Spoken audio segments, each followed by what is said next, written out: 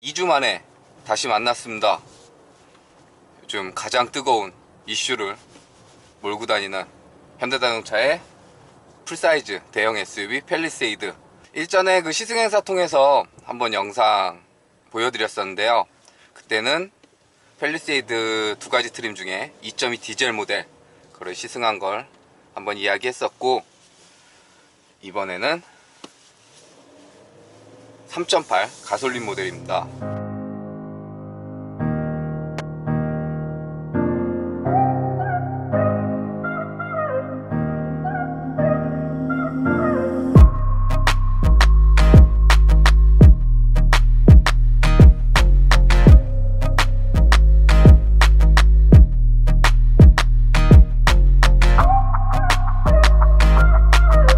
댓글에도 많이 남겨주셨고, 저도 개인적으로 상당히 궁금했던 2.2 디젤보다 어떻게 보면 좀 더 팰리세이드는 이 트림이 궁금하지 않았을까 생각이 드는데요. 2.2 디젤이나 3.8이나 생김새에 대한 다름은 없습니다.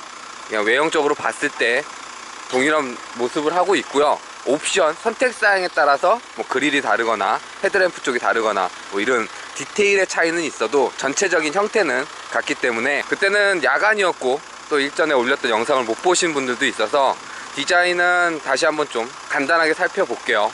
우선은 이 팰리세이드 세그먼트 자체가 풀사이즈 대형 SUV이기 때문에 이 큰 몸집을 어떻게 보여주느냐가 관건입니다. 그러니까 뭐 플래그십이라도 하고, 그러니까 어쨌든 브랜드의 상징적인 대표하는 모델이 되어야 되기 때문에 그 디자인을, 그 팰리세이드는 딱 한눈에 보면 현대자동차의 SUV구나 라는 걸 보여줄 수 있도록 요즘 현대가 잘 즐겨 사용하는 그 디자인을 입혀줬습니다. 그래서 전면부는 캐스케이딩 그릴을 중심으로 옆으로 그 상하가 나눠진, 위에는 데일라이트, 밑에는 헤드램프 나눈 컴포지트 램프가 들어가 있고요.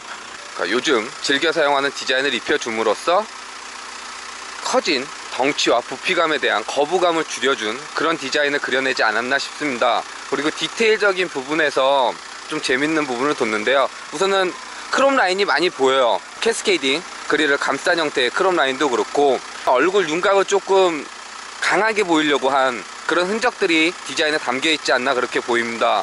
그리고 재밌는 부분이 여기에요. 그러니까 데일라이트가 원래는 여기 형성되고 헤드램프가 이쪽 들어가는 컴포지트형 램프 구조긴 한데, 데일라이트를 수직 형태로 그려냈습니다. 그래서 여기는 턴 시거렌이 들어가고 여기는 헤드램프가 자리하는 이 구조가 들어가는데요. 여기 요 부분이 그 북미 LA 오토쇼 그때 공개됐을 때 LED 헤드램프는 2구, 그리고 요 부분이 없었어요. 근데 국내 사양에는 LED 램프는 3구, 그 다음에 요 부분이 추가가 됐습니다. 근데 이 부분이 뭐 악어의 눈이라고 그러더라고요. 이렇게 딱 악어가 눈을 싹 떴을 때 그 느낌이라고 하는데, 비하인드 스토리로 좀 재밌는 부분이 뭐냐면 여기하고 여기 사이에 거리가 많이 떨어지면 안 되는 법적 규제가 있대요. 그래서 여기다 중간에다 하나 더 램프를 넣어줘서 이렇게 법적 규제에 충족을 시켜주면서 디자인을 보여줬다고 합니다. 그러니까 요건 제가 개발자한테 들은 얘기인데, 어쨌든 미국 시장에는 법적 규제가 없대요. 그래서 국내 사양에는 디자인적으로도 좀 포인트를 주면서도 법적 규제에 충족할 수 있는 그런 디자인을 보여줬다고 하고요. DRL 데일라이트를 자체를 이런 세로 형태로 해갖고 램프로 표현을 해줬는데요. 예전에 저런 장식들은 크롬 몰딩을 갖다 처리해주고 DRL 램프를 뭐 일자로 배치하든지 이런 식으로 했는데, 팰리세이드에서는 그걸 한번 꺾었습니다. 그리고 앞으로 또 내년 정도 그 현대자동차의 소형 SUV가 출시가 되면서 SUV 라인업 전체를 완성시킬 거래요. 근데 거기에도 얘 같은 형태의 디자인이 반영이 될 거라고는 합니다. 근데 동일한 디자인은 아니고요. 여기서 좀 형태가 바뀌든지 어쨌든 램프로 가지고 좀 디자인을 보여주는 그 형태가 가는데요. 후면부에서도 그게 이어집니다. 여기가 지금 한 덩어리가 아닙니다. 이렇게 멀리서 밤에 그때 야간 주행했을 때 영상에 보여드렸던 거는 여기가 한 덩어리로 보이잖아요. 근데 여기가 하나, 여기가 하나, 개별적인 요소입니다. 그리고 이 부분은 몰딩 처리를 통해서 예전에는 크롬 몰딩을 하고 여기에 램프를 배치했는데, 팰리세이드 같은 경우는 전면에 DRL처럼 여기도 램프입니다. 그래서 매직 터치라고 해서 여기 얇은 선이 레이저 타공을 통해서 들어오는 불빛을 보여줄 수 있도록 이렇게 디자인이 됐다고 하는데요. 점등이 안 되면 이게 몰딩 형태로 보이고, 램프가 점등이 되면 이렇게 빛이 보이는 이런 디테일은 상당히 괜찮은 것 같고요. 여기는 이제 턴 시그널 램프 들어오고, 여기는 브레이크 점등했을 때 들어오는 램프라고 보시면 될 것 같습니다.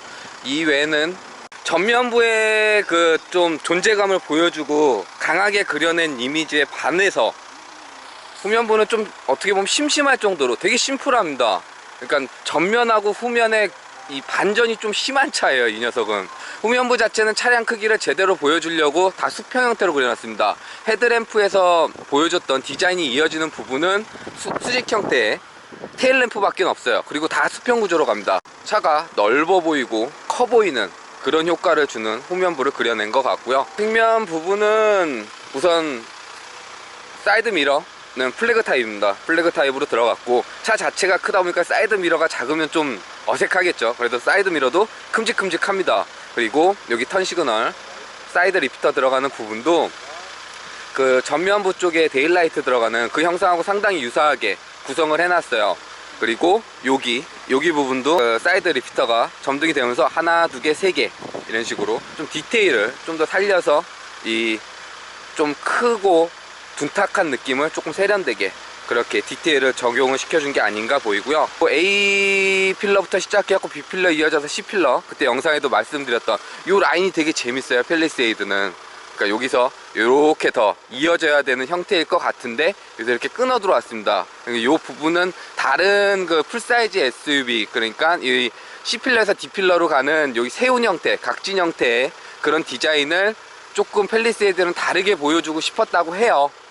네, 요것도 디자이너분이 말씀하신 겁니다. 그래서 다르게 풀어주고 싶었다고 해서, 그래서 여기서 한번 곡선 처리해서 떨어뜨리고, 그리고 여기 다시 캐빈룸 자체를 팰리세이드엔 이만한 공간이 더 있어 라는 걸 보여주는 그런 의미로 디자인을 했다고 합니다. 근데 전체적인 형태를 보거나 했을 때 참 이 부분은 재밌는 것 같아요. 자, 그럼 실내. 자, 팰리세이드의 실내는 이렇게 구성이 되고요. 그리고 해당 차량은 블랙에 버건디 컬러의 시트가 적용된 그 모델입니다. 이렇게 구성이 되고요.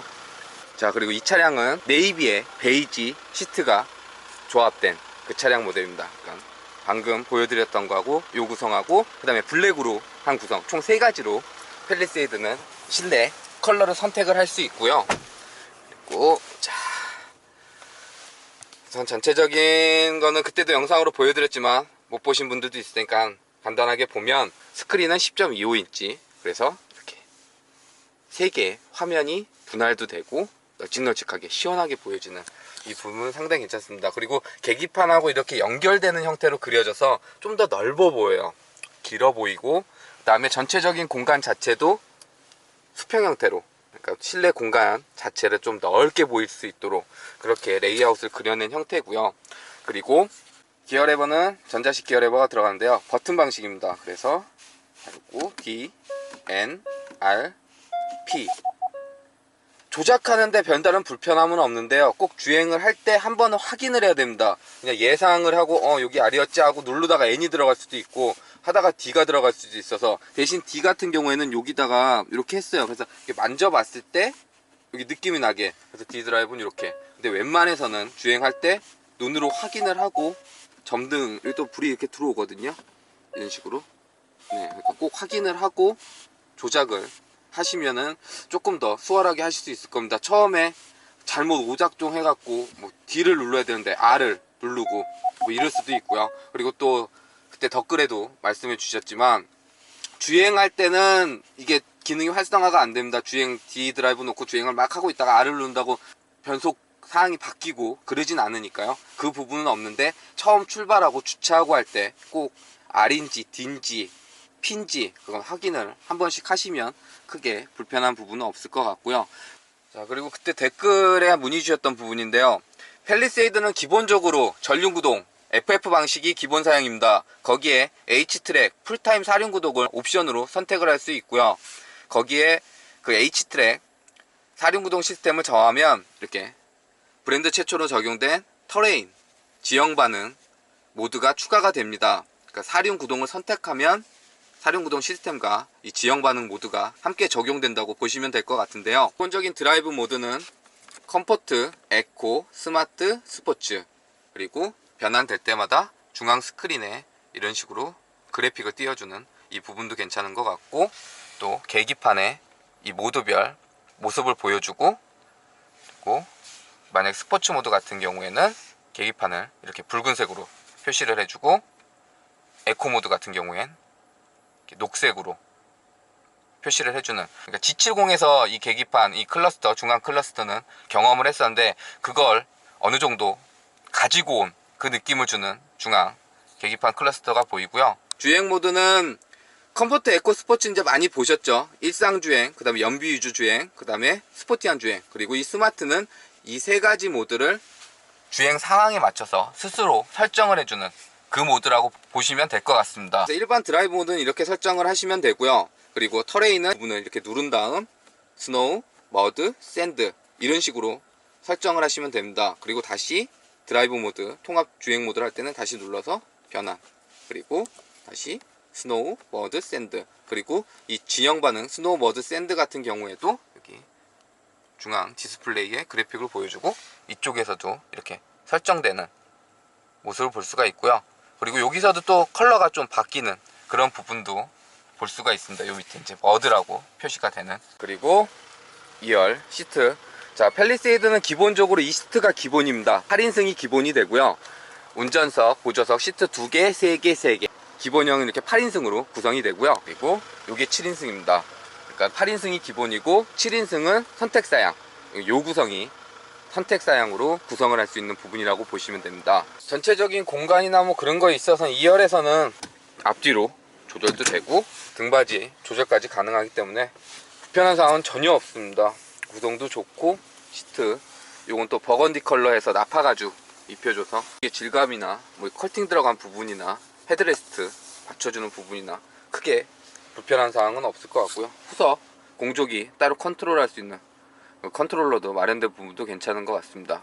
거기에 시트 열선, 통풍 시트 기능까지 옵션 사양이긴 하지만 다 적용된 부분도 상당히 괜찮은 것 같고요. 리어 션쉐이드도 마련된 부분도 괜찮은 것 같습니다.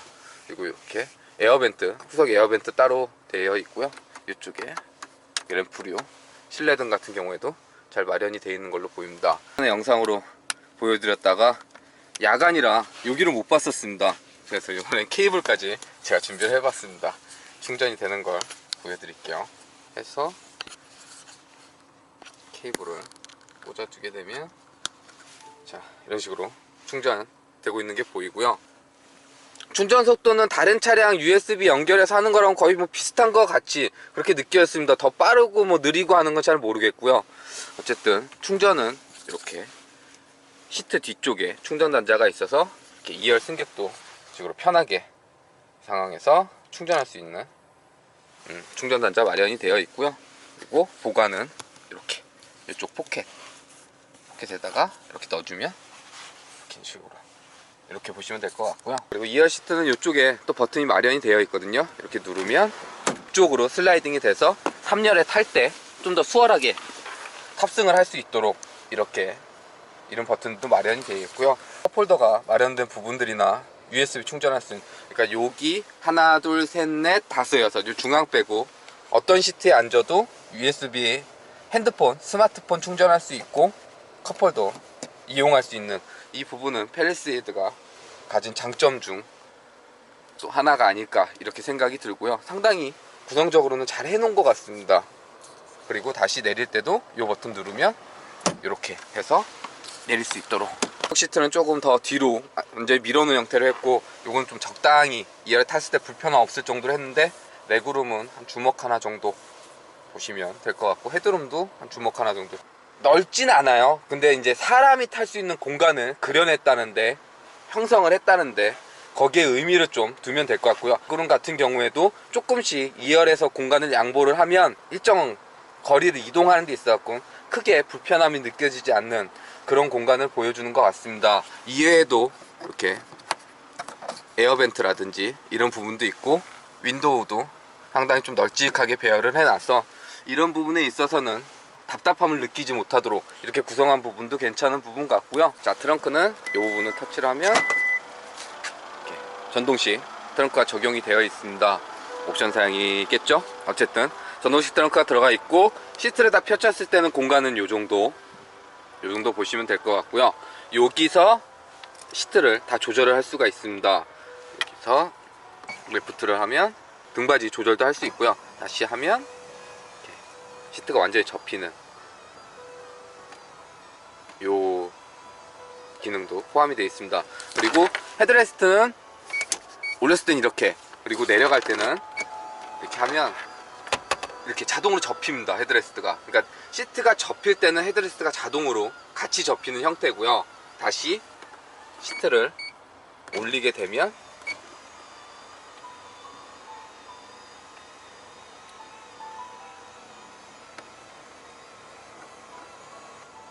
다시 제자리를 찾는, 여기서 한 번 더 터치를 하게 되면 등받이 각도 조절해서 조금 더 사람이 탔을 때 좀 더 편안한 형태를 주고요. 다시 헤드레스트는 수동으로 이때는 접어주면 이렇게 형성이 되는, 이렇게 보시면 될 것 같고요.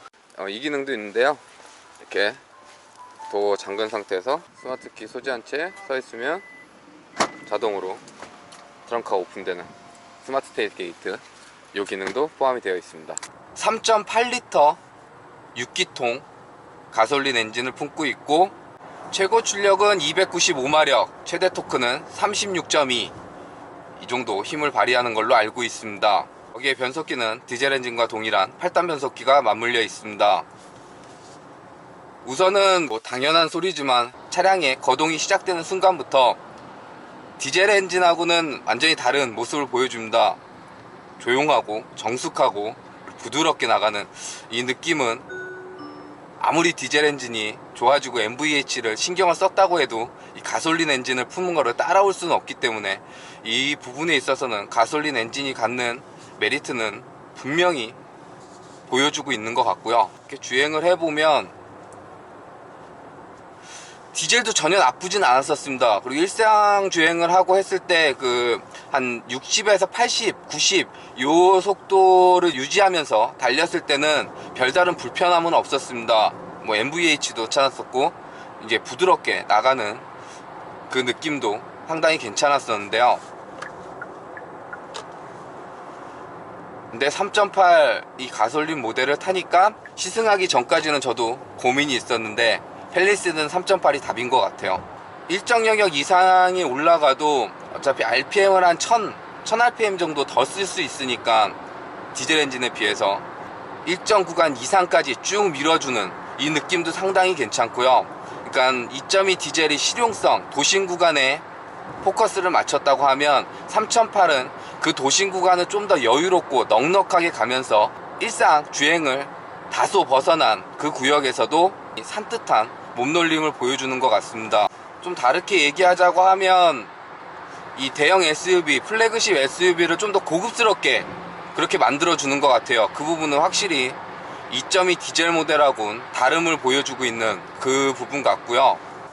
그리고 이 지금 3.8 펠리세이드에 적용된 가솔린 엔진은 에킨스라는 그 기능이 적용이 된 그 엔진이라고 합니다. 그래서 그게 뭐냐고 하면 흡입, 압축, 폭발, 배기 이렇게 사행정을 통해서 움직임을 내연기관은 가지고 있잖아요. 그 사행정 중에 압축하고 폭발에 대해서 압축비를 좀 변환을 하는 그런 거예요. 근데 디테일하게까지는 저도 정확히 모르겠지만 어쨌든 기존에 갖고 있던 출력 대비해서는 조금 출력을 낮춘 반면 연비, 실용성 부분에 대해서는 조금 더 향상시킨 그런 엔진이 들어갔다고 합니다. 디젤 엔진은 그 8단 변속기가 그 디젤 엔진 특유의 초반 토크를 활성화할 수 있는 그 부분을 열심히 찾아갔다고 하면 3.8 엔진하고 결합된 이 8단 변속기는 6기통 3800cc가 가진 이 넉넉한 힘을 여유롭게 밀어주는 듯한 그렇게 세팅이 되어 있는 것 같습니다. 그리고 이 차량은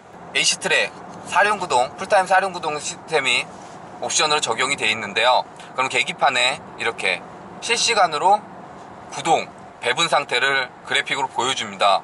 그래서 지금 전륜 쪽으로 구동이 가는지 또 후륜 쪽으로 빼주는지 이렇게 가속이 이루어지면 이런 식으로 전륜하고 후륜 쪽으로 구동을 나눠주는 그 모습을 그래픽으로 보여주는 이 부분도 괜찮은 것 같고요.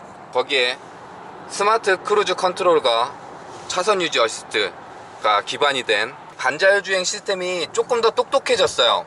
옵션 사양이긴 하지만 이렇게 스마트 크루즈를 설정해 놓으면 가속 페달과 브레이크 페달을 별도로 조작하지 않아도 앞차와의 거리를 계산해서 지정된 속도로 운행을 해주는 그 기능이 적용이 되어 있고요. 거기에 차선 유지 어시스트까지 적용이 되어 있기 때문에 핸들도 스스로 알아서 조향해주는 반자율 주행 시스템이 적용이 되어 있습니다. 스마트 크루즈 컨트롤 같은 경우에는 내비게이션을 기반으로 하는데요.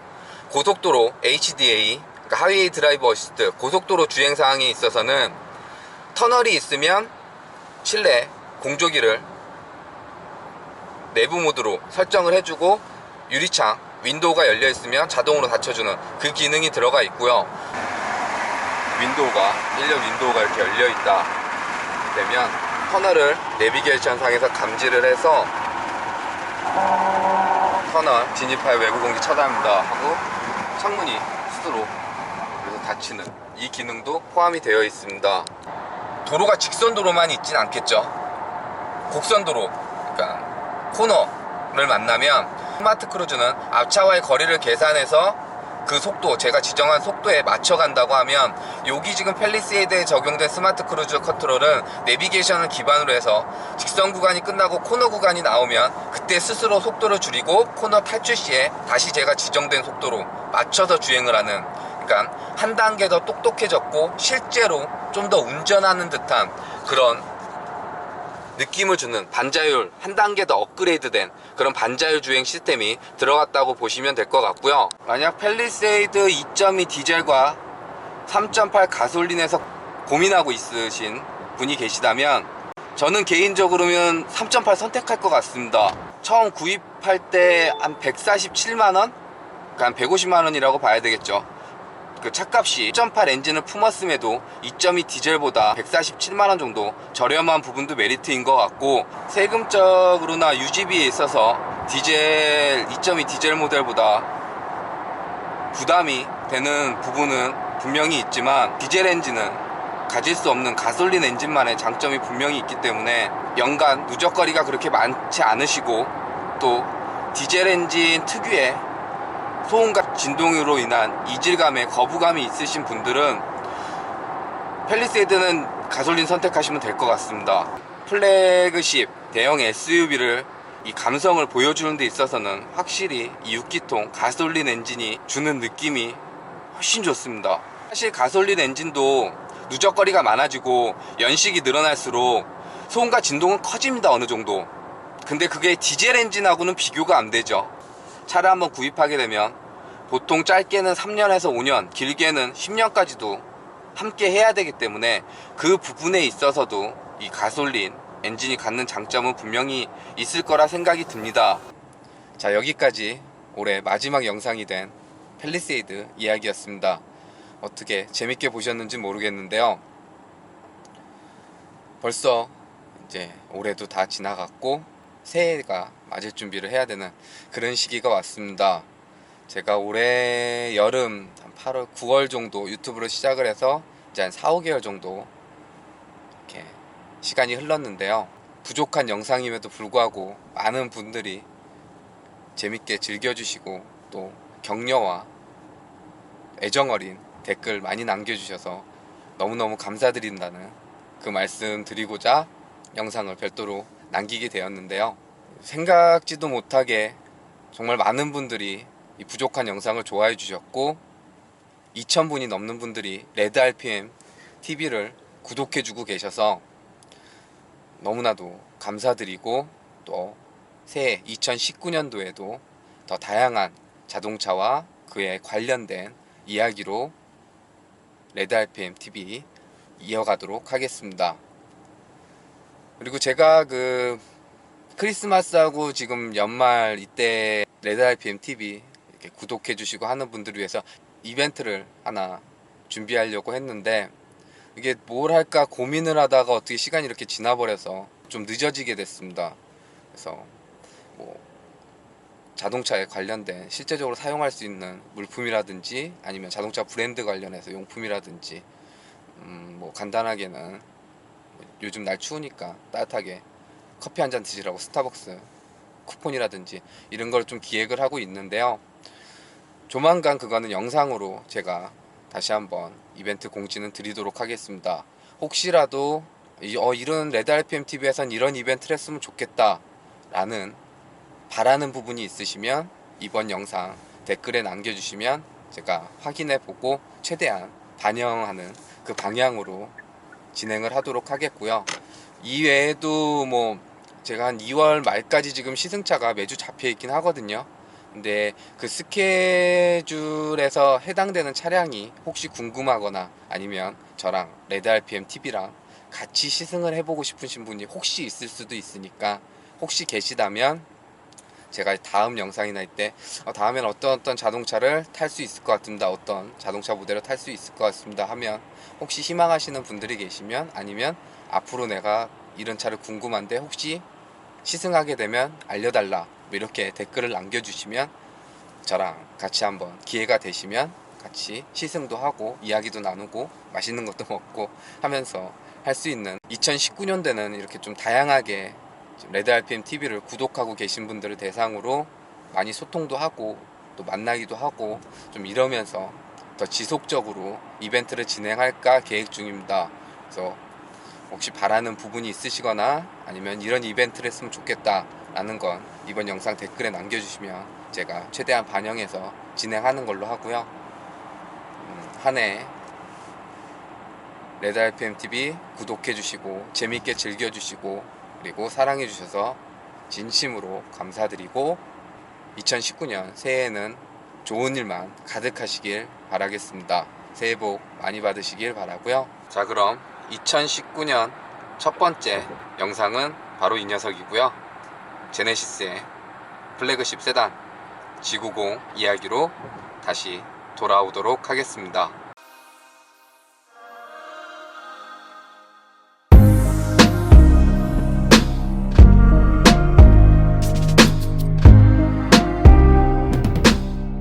네, 안녕하세요. 예, 개그맨 양성국입니다. 우리 또 자동차 전문 TV 레알 TV 여러분들 많이 시청하고 계신데, 더욱더 재미있는 소식이 많이 있으니까 여러분들 레알 TV 많이 시청 부탁드립니다. 레알 TV 많이 사랑해 주세요.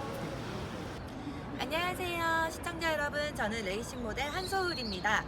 저희 레드 RPM 레알 TV 많이 시청해주세요.